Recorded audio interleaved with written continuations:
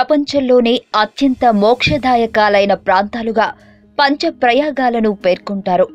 అసలు ప్రయాగ అంటే అర్థం ఏంటంటే సంగమం అని అర్థం.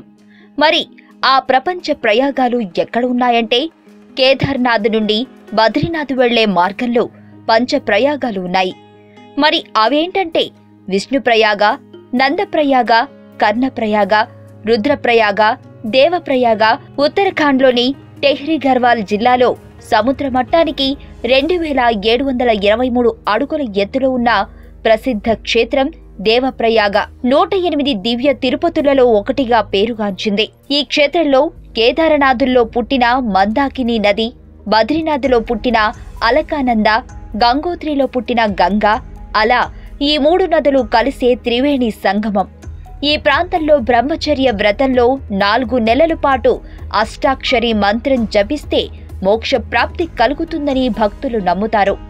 ఈ విషయాన్ని శివుడు నారదుడితో చెప్పినట్టు స్కంద పురాణంలో రాయబడి ఉంది. పురాణాల ప్రకారం దశరథ మహారాజు శ్రీరామచంద్రుడు ఇక్కడ స్వామి కోసం తపస్సు చేశారని, పాండవులు కూడా ఈ క్షేత్రాన్ని దర్శించి స్నానాన్ని ఆచరించి స్వామిని దర్శించుకున్నారు. విష్ణుప్రయాగ ఇది బద్రీనాథ్కి దక్షిణంగా 35 కిలోమీటర్ల దూరంలో నిధి అనే లోయ ప్రాంతం ఉంటుంది. అక్కడ కొండ శిఖరాల నుండి జాలువారిన నది ధవళగంగా పడమటి దిక్కు నుండి ప్రవహించి విష్ణుప్రయాగలో అలకానంద వద్ద కలుస్తుంది.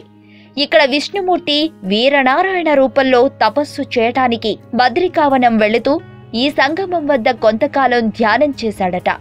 అందుకే ఈ పవిత్ర ప్రాంతానికి విష్ణుప్రయాగ అనే పేరు వచ్చింది. నందప్రయాగ బద్రీనాథ్ నుండి సుమారు 106 కిలోమీటర్ల దూరంలో ఉంటుంది. ఇక్కడ నుండి 75 కిలోమీటర్ల దూరంలో నందాదేవి పర్వత శిఖరం ఉంది. నందాదేవి శిఖర ప్రాంతంలో జన్మించిన నది కావున ఈ నది పేరు మీద ఇక్కడ సంగమ ప్రాంతాన్ని ఇక్కడ నందప్రయాగ అంటారు. అంతేకాకుండా పూర్వం ఇక్కడ నందుడు అనే చక్రవర్తి ఈ ప్రాంతంలో గొప్ప యజ్ఞాన్ని నిర్వహించాడు. కర్ణప్రయాగ నందప్రయాగ తర్వాత సుమారు 22 కిలోమీటర్ల దూరంలో అంటే బద్రీనాథ్కి 128 కిలోమీటర్ల దూరంలో కర్ణప్రయాగ ఉంది. ఇక్కడ పిడగరంగా అనే నది అలకానందలో కలుస్తుంది.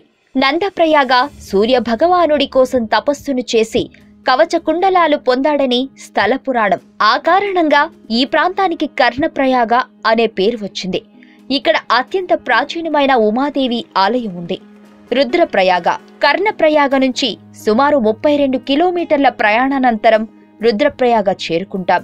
ఉత్తరాఖండ్లోని రుద్రప్రయాగ జిల్లా ముఖ్య కేంద్రమైన రుద్రప్రయాగ కేదార్నాథ్ వెళ్లే యాత్రికులకు, బద్రీనాథ్ వెళ్లే యాత్రికులకు ముఖ్య కూడలి. ఇక్కడ భోజన, వసతి సౌకర్యాలు ఉన్నాయి. సంవత్సరంలో 6 నెలలు భక్తులతో రద్దీగా ఉంటుంది. కేదారనాథ్ దగ్గర ఉన్న చోరబారి అనే హిమ నినాదములో పుట్టిన మందాకిని అలకానందతో రుద్రప్రయాగ దగ్గర సంగమించింది. ఎత్తైన మెట్లు దిగి కిందికి వెళ్లితే సంగమ ప్రదేశం చేరుకోవచ్చు. సంగమానికి వెళ్లే దారిలో నారద శిల ఉంటుంది. ఇక్కడ నారదుడు శివుని కొరకై తపస్సు చేసి శివుని వద్ద సంగీతం నేర్చుకుంటాడు. ఈ ప్రదేశంలో శివుడు రుద్రనాథుడుగా పూజింపబడుతున్నాడు. రుద్రనాథుని కోవెలకు ఎదురుగా చిన్న గుట్ట మీద చాముండాదేవి కోవెలను చూడొచ్చు. పక్కగా ఉన్న కాలిబాటన వెళితే చిన్న గుహ, అందులో కోటిలింగేశ్వరిని దర్శించుకోవచ్చు. దేవప్రయాగ రుద్రప్రయాగ నుంచి సుమారు 40 కిలోమీటర్లు ప్రయాణం తరువాత మనం దేవప్రయాగ చేరుకుంటాం. పూర్వం దేవవర్మ అనే ముని ఈ ప్రదేశములో తపస్సు చేసుకున్నందువలన ఈ ఊరికి దేవప్రయాగ అని పేరు వచ్చిందని ఓ కథ. దేవప్రయాగ అంటే దేవతలు కలిసే చోటు అని అర్థం.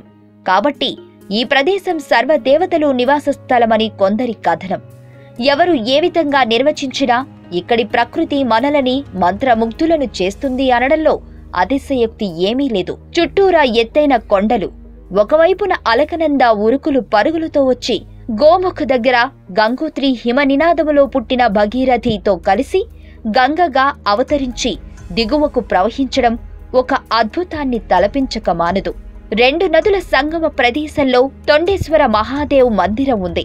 ఈ సంగమాన్ని అత్తాకోడళ్ల సంగమమని కూడా అంటారు.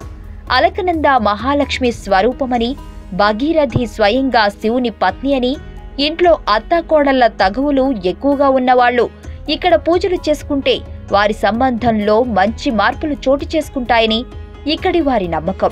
అరుగులు కట్టి 2013కి పూర్వం ఉండేది. 2013లో వచ్చిన వరదలలో అన్నీ కొట్టుకుపోయాయి. ప్రస్తుతం ఇలాంటివి లేవు.